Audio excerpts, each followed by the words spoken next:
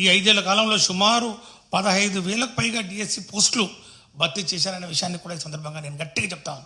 గణాంకంతో సహా నేను ఈరోజు మీ ముందు ఉంచుతా ఉన్నాను. 1998 డిఎస్సి పోస్టింగ్లు పెండింగ్లో ఉన్నాయి.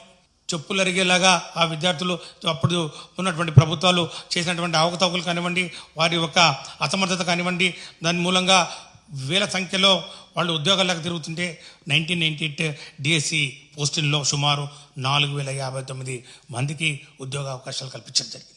దాని తర్వాత 2008 డిఎస్సి పోస్టింగ్లు మళ్ళీ అదే ప్రాబ్లం.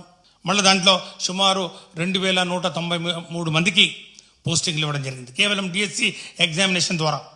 2018 డిఎస్సి పోస్టింగ్లు మీరు 300 పోస్టులు ఫిలప్ చేసి కోర్టు కేసు అని చెప్పి మీరు మిగిల్చిపోయినటువంటి ఆ యొక్క డిఎస్సిలో ఉన్నటువంటి ఆ పోస్టులన్నింటినీ కూడా, ఆ కోర్టు కేసులన్నీ కూడా క్లియర్ చేసి సుమారు 6,954 మందికి పోస్టింగ్